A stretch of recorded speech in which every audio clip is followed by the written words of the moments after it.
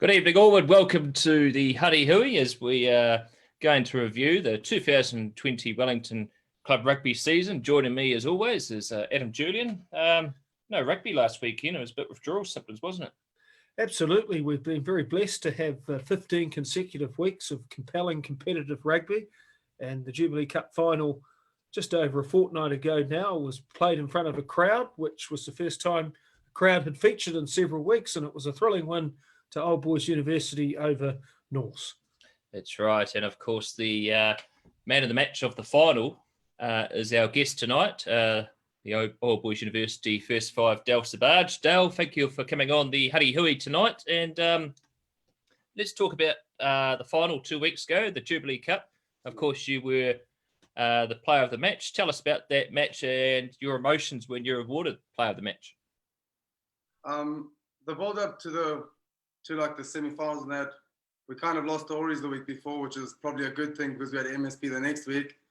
And I don't know, they've got a good culture, and Jamie, our coach, and all the other coaches seem to pull the strings at the right time of the season. And the boys just seem to get up. Like, I think in the final, so many boys could have got man of the match. I think Josh, our number 7, made 37 tackles or something, like pretty crazy stat. So yeah, I don't know. It was a great feeling, and especially that our team was so young this year. I think we'll only be better off for it, trying to build a good culture and stuff, I guess. And being named the man of the match or like MVP or whatever was pretty overwhelming. And I guess the older I'm getting, the more it's like meaning something to me. Like, I'm going to push to try and play 2 more years and see if I can get to the 100 games for OBU, but I'm just enjoying rugby at the moment. So it was pretty humbling, to be honest, to like get such an award. Like, there's only one of them go around every year. So yeah.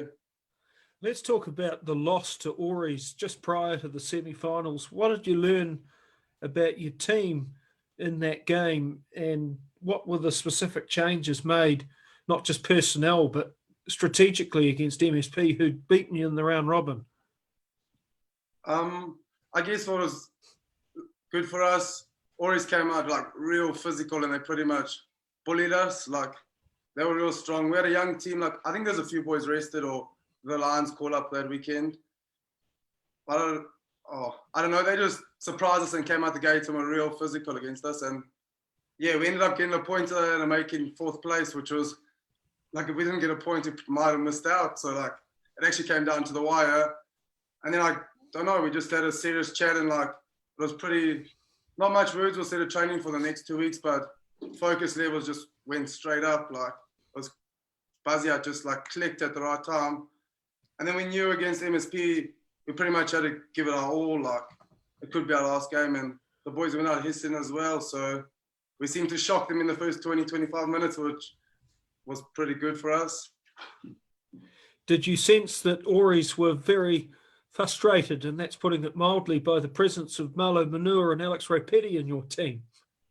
I think they might have had something to play again, like part of the game. And it was like the end of the season. They had nothing to lose, and they could pretty much not even give us a chance of winning the Jubilee Cup. So, yeah.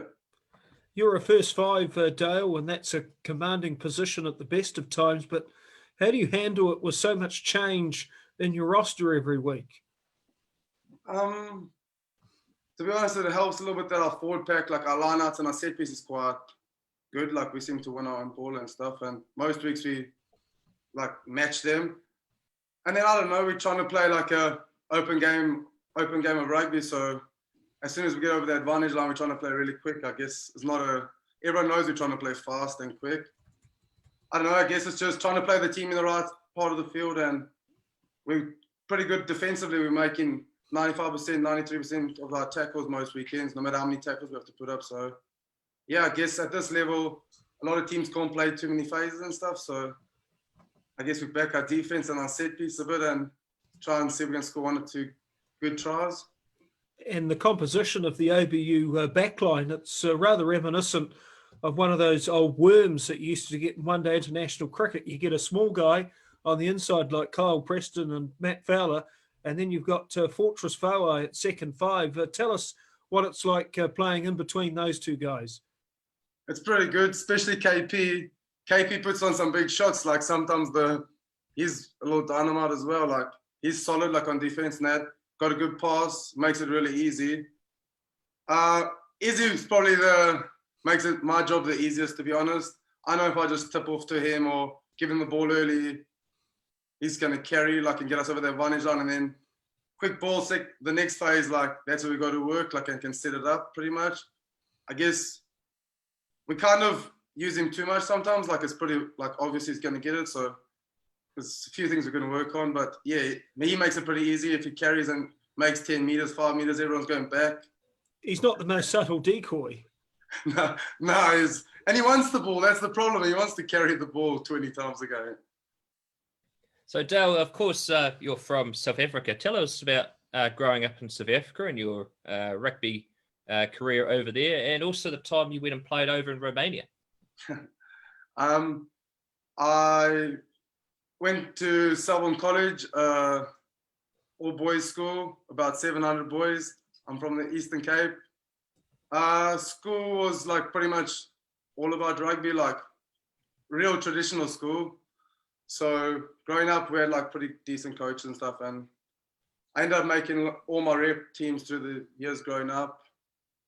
And then out of school, I got a 2-year contract to go to the Lions in Johannesburg, and I went through the academy there.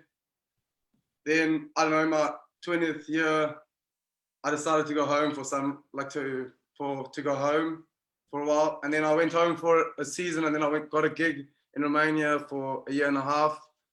But then, yeah, my dad passed away going into the end of the first year. So I ended up going home after that, and rugby kind of took a back step for a year before I moved to New Zealand.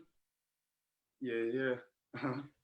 And capture the experience in the Johannesburg Academy. How's that different to the way New Zealand approaches the game? I think in South Africa, it's more a physical game. We're trying to play instinct, and I think a lot of the Islander guys add a real big X factor to it, carry the ball in one hand or bump you and then offload you. Back home, it's probably more just one-dimensional a little bit, where people are playing on a bit more flair, instinct that they've been brought with. That's we out to play and have fun. I don't know, I think it's a lot more, just physical, one-dimensional against South Africa. That's how the All Blacks sometimes beat them by 50 points or 60 points. But yeah, we get lucky at the right times, I guess. And was that a tough thing to adjust to, the impulsive nature of New Zealand players as opposed to the more one-dimensional approach of South Africans? Not really. Growing up in school and that we played also, came from a pretty decent school. We ended up being top 10, top 20 every year in South Africa. So we played a decent brand of rugby. And I don't know, first instinct's always to run. I don't know. If you run and I just need to draw in 1 or 2 players, or there's always space on the field. And then I guess a lot of South Africans have a decent kicking game. So if you can kick, if they drop back, there's always space for the 10 or the 12 to make a play. I don't know. It's a little bit just like chess, I guess, moving people around and then finding where their weakness is. Yeah. So, Dale, let's talk about when you moved over to New Zealand. What was some of the factors behind that? And of course, who are some of the key people at the Old Boys University Club that have been helpful in your rugby career here in the capital city? So I moved over to my aunt and uncle and my 2 cousins. And yeah, I was fortunate enough to have family over here, and I stayed with them for a year and a half. But we're still pretty close. Go to my aunt and uncle every Sunday, every second Sunday, which is quite nice. And then, I don't know, OBU have all let me in. To be honest, in my early years at OBU, Tomasi Paulo had a big impact in my, just development, or the way he approaches life and people. He's got real good people skills, and it's good to see him driving the, academy. Obviously, Jamie, I don't know, I get on pretty well with Jamie and Barnesy and all the coaches. They're pretty smart and onto it, and yeah. I know most of the guys get on. There's a good balance between youth and senior boys. This year we had heaps of young boys, and it's weird how every year the team changes quite a lot. So yeah, there's just they're trying to build a good culture, I guess, to let everyone just be where they want to be. And no matter if you're first year or whatever, you can put your input into the team. We're all there to and it's more than rugby, to be honest. Especially with Tomas and that, there's so much mental health in it going on.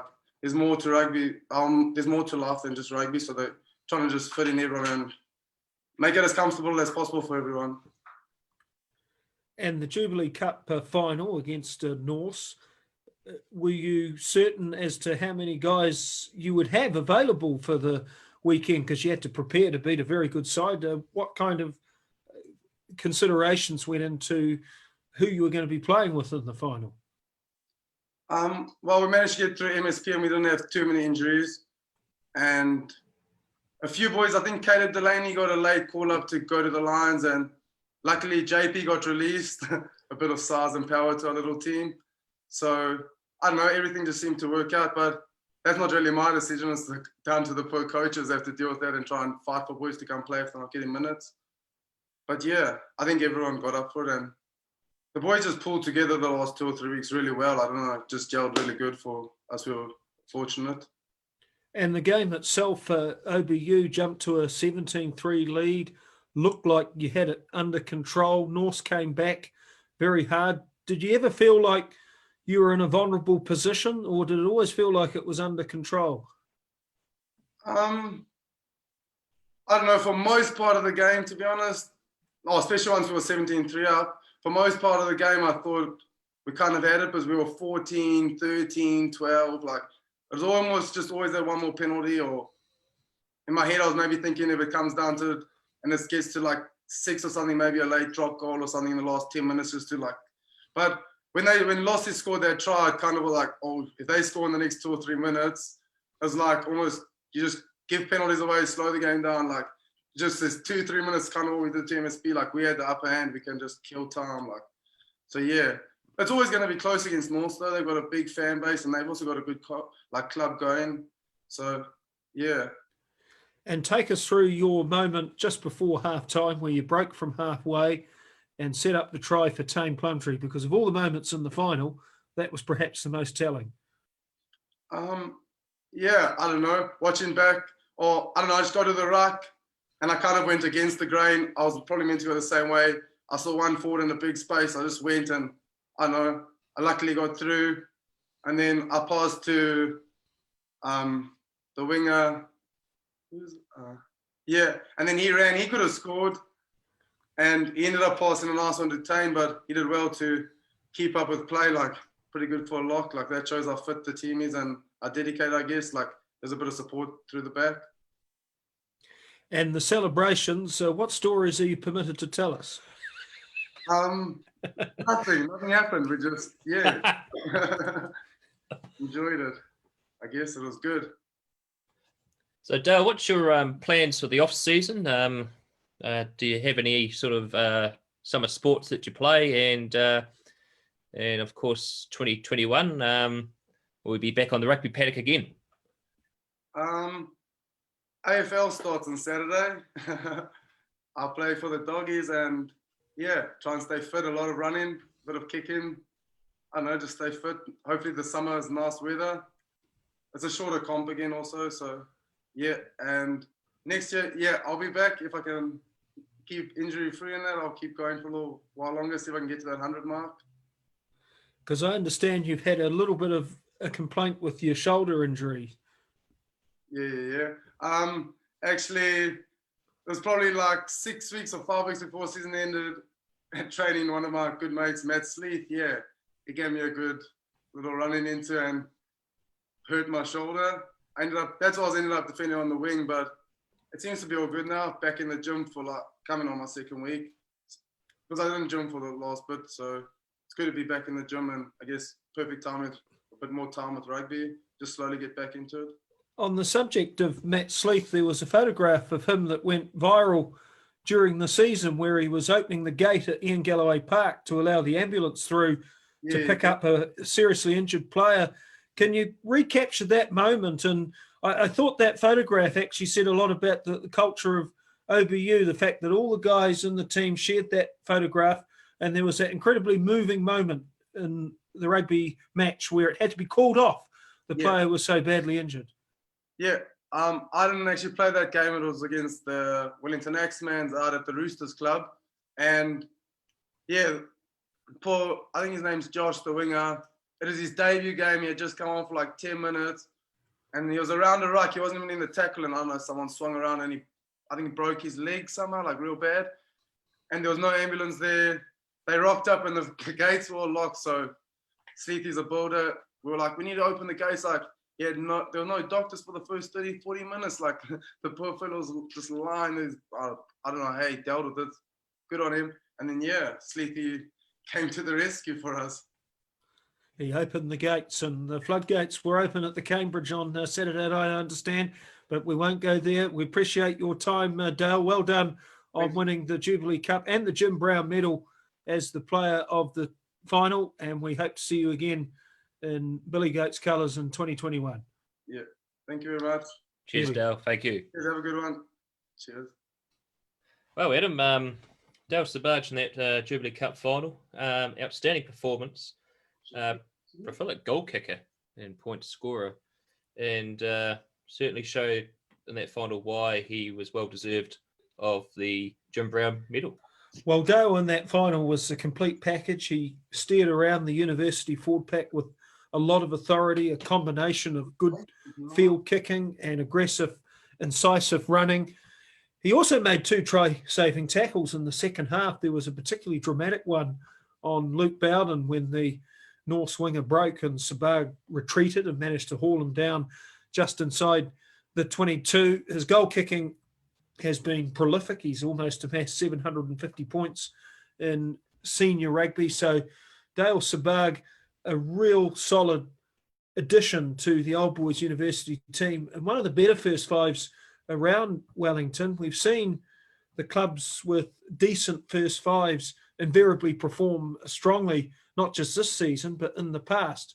Think of Tamati Allison when he won the Jim Brown medal in 2004 for Norse, Ilva'a for Petone in 2005, for Tonu Feely still playing for Marist St. Pat's. They've had an incredible run of success in his involvement with the club. So those clubs that have a strong foundation at 10 typically perform very strongly.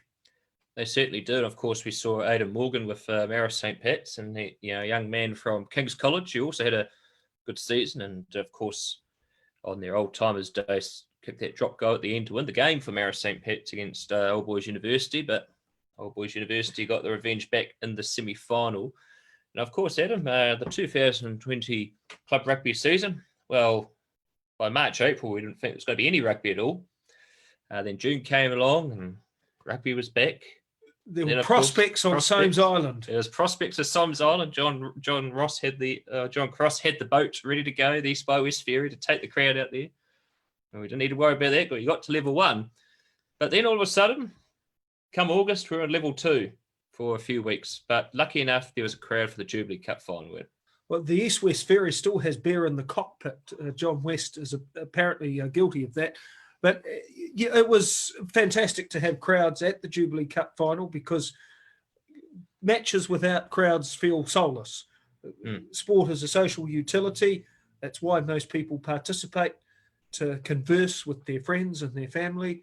And not having spectators at sport was incredibly bizarre and frankly painful. It was tough for a commentator. You feed off the excitement of the crowd, and there was no crowd to do that. So all you could hear was your own echo, and I don't want to hear that.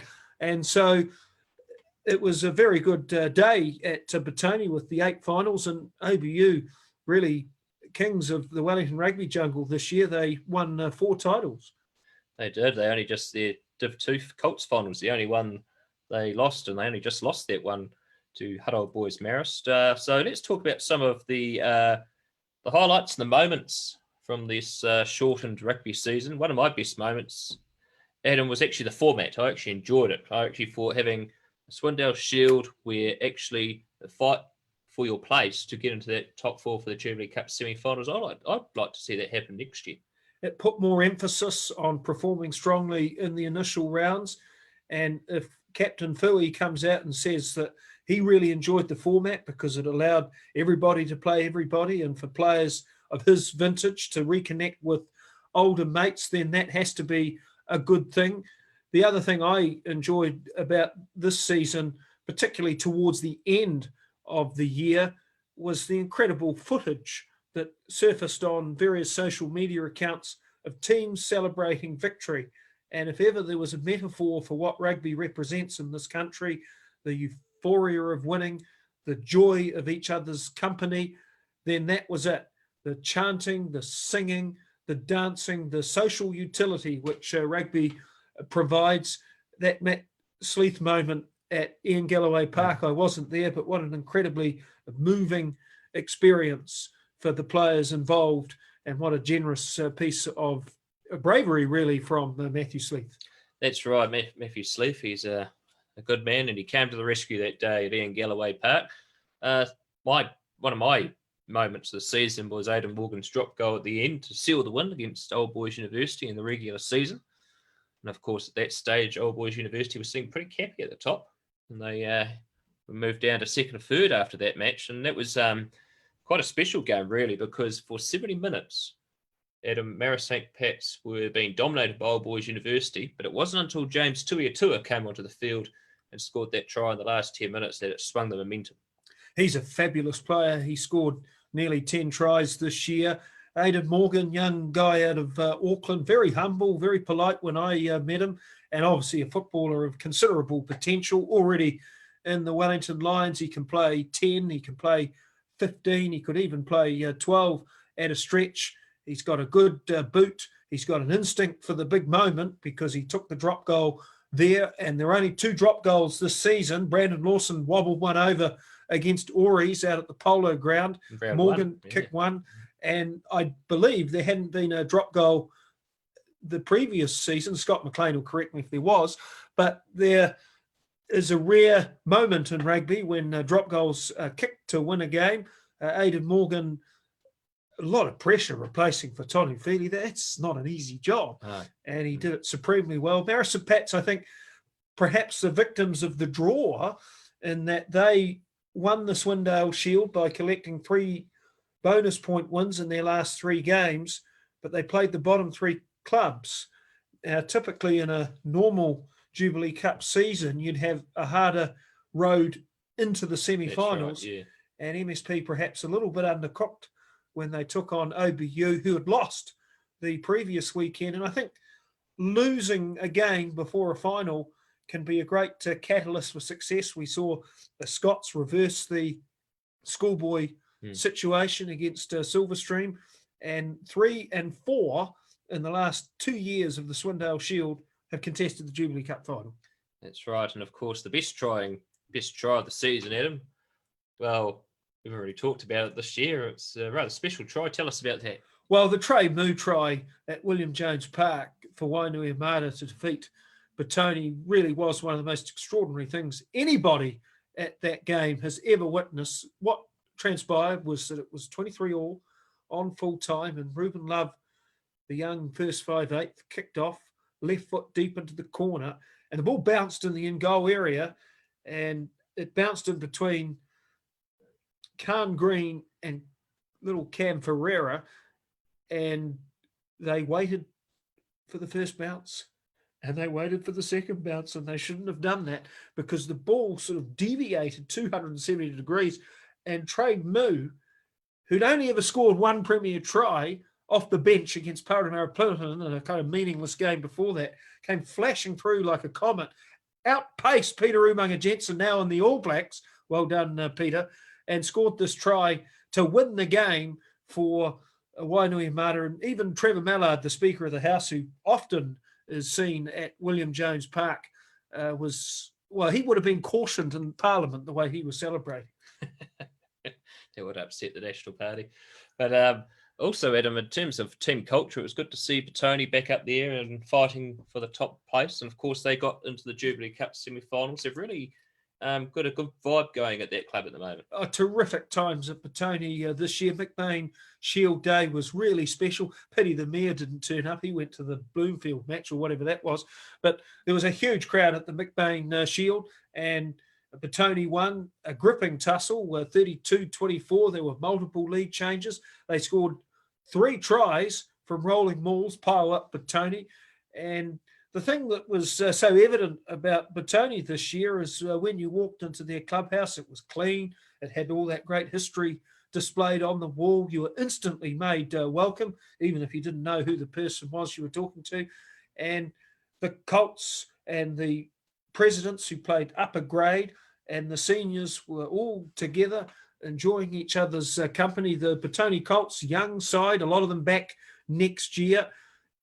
Petone not in the semi-finals for a decade. It's almost inconceivable that Petone wouldn't be in the semi-finals of the Jubilee Cup for a decade, given their record of distinction since 1885.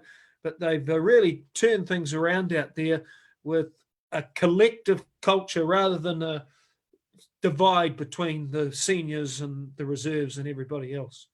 That's right. And hopefully we'll get to see those young players and also the team culture improve as well. And it's also good to see Johnsonville got 2 wins this year, Adam, up the Hawks.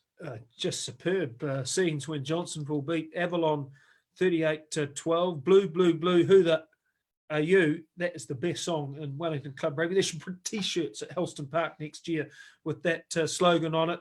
And then, of course, they went and whipped Upper Hutt, which was a real surprise because Upper Hutt had 4 wins this year, including a shock win over Hutt Old Boys Marist. So Johnsonville making progress, it would seem. That's right. So good to see the Hawks actually being competitive and getting 2 wins first time in how many years was it in since they won a game? About 2 or 3 years? That's right. And the other thing about Johnsonville, Helston Park, their home ground, it's the only sideline in Wellington where the spectators hold crates while the game's still going on. So fantastic. Well, also tonight, Adam, we're going to select our club team for the year. Who is our 15 starting players, if there was going to be a selection, and this is the first ever on the Huddy Hui. And we're going to allow Adam to do it in Brent Impey's impersonation from New Zealand Rugby. Well, I'm not quite sure I can emulate that. What we need is a cigar and a blazer and a dingy light bulb with some spider webs. But we rustled our small brains together and came up with a Club Rugby Team of the Year. And this is based on our opinion only. And the margin of error is plus or minus 2.3%. So our front row is PJ Sheck from Johnsonville, Tyrone Thompson from Marist and Pats, and Jonathan Fui Ma'ono from Old Boys University. The lock forwards are Tame Plumtree, Old Boys University, and Tuikana Maturau from Auris, the inspirational Magpies captain.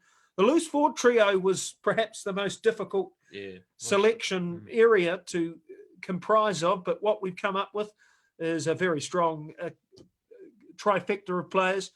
Bruce Kauika-Peterson, who was tied in the Billy Wallace Best and Fairest Awards before the final outcome was suppressed by the Wellington Rugby Union. Apparently it's announced at the Community Awards. We shall find out soon. Murphy Taramai from Upper Hutt. Now, he played a lot of the season for the Rams, and they won all 4 games when he was in the roster. When he left, they won 1 more game, and that was the very last one against Johnsonville. He had a stirring game for North Harbour against Tasman on Sunday, and Murphy added a lot of strength and backbone to Upper Hutt. And Seamus Hurley-Langton now in the Manawatu side from Old Boys University. He scored 11 tries this season. He's an outstanding prospect. The backline, Logan Henry, Dale Sabbagh, because he was our guest. Well, we had to pick him. Otherwise he wouldn't have come on. No. That was arranged beforehand. But in seriously, he had a tremendous season. And actually, he ended up tied with Aidan Morgan in the best and fairest results. They each had 13 points. So the tiebreaker was the Jubilee Cup final. And then on the wings, we've picked Lossie Filippo from Norse, 13 tries, the leading try scorer this year. A little bit unlucky to be omitted from the Wellington Lions. Lossie was in the team last year, not required so far this year. And Aku Satino, the big strapping MSP winger, debut season. But get a load of this guy. He's one of the bigger and quicker wingers in Wellington. He's really one to watch. Not prominent in the best and fairest standings. Came on later in the year, but he's a magnificent prospect. And our midfield pairing was Brandon Lawson, who continues to deliver consistently good performances year after year. Once again, right up there with the point scoring. And Tom Carter from Petone in number 13. Now, Tom is a really good story. He was playing under 85 kilo rugby for Eastbourne 2 years ago. He got into the Petone team late last year for a couple of dead rubbers, essentially. And this year, 10 tries, great combination with Willie Tafui. And what a great combination Lawson and Carter would be, a bigger player alongside a smaller player, a goal kicker alongside a passing, running three-quarter. So Tom Carter, terrific year. He makes the team as well. And Sam Reid at fullback. I'm sorry. We almost forgot the fullback. How could we forget little Sam? Well, I mean, he has the last word. Of course he does. He's got the biggest mouth in Wellington rugby. But Sam, a terrific year. He was tied in the best and fairest standings with Bruce Kauika Peterson. The final outcome will be decided in the Community Wellington Rugby Awards. And Reid scored 12 tries, including one in the Jubilee Cup final. Sam covers a wing, fullback. I've even seen him play in the midfield a couple of times. Searing pace, extraordinary commitment on defence for a little guy. And Sam Reid, he's had a wonderful year.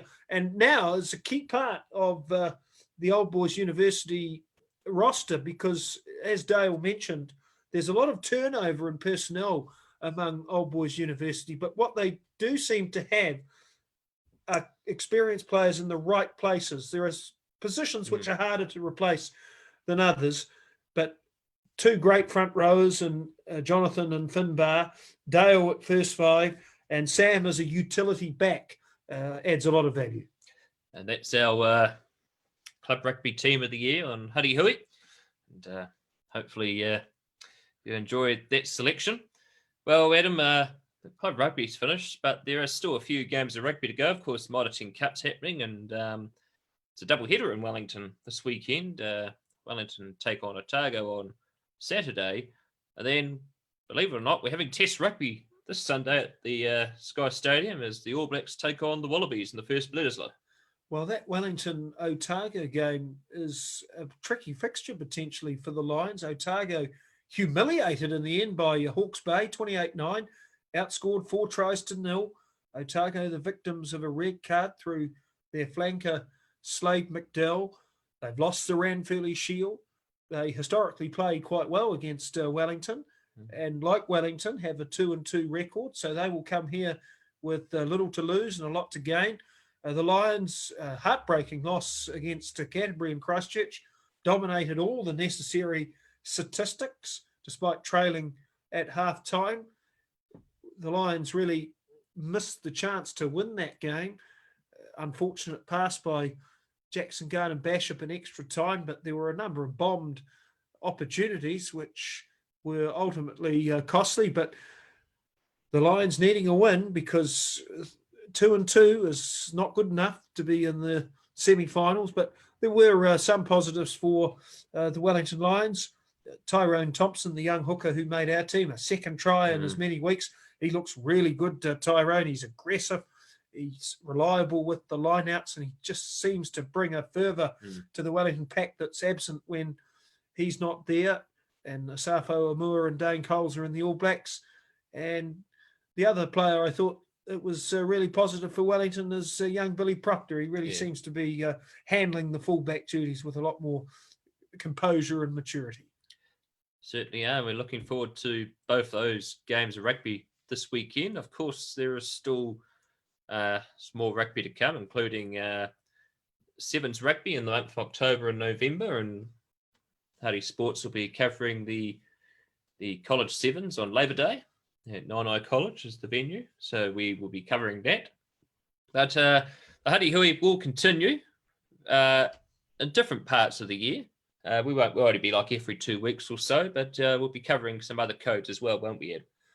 That's right. We're going to have some fun with this. This is not necessarily a rugby production, and we were talking about highlights of the season. Well, drum roll, please. The best highlight of the year was we actually got a sponsor. Can you believe it? Michael Pinfold is sponsoring our program now.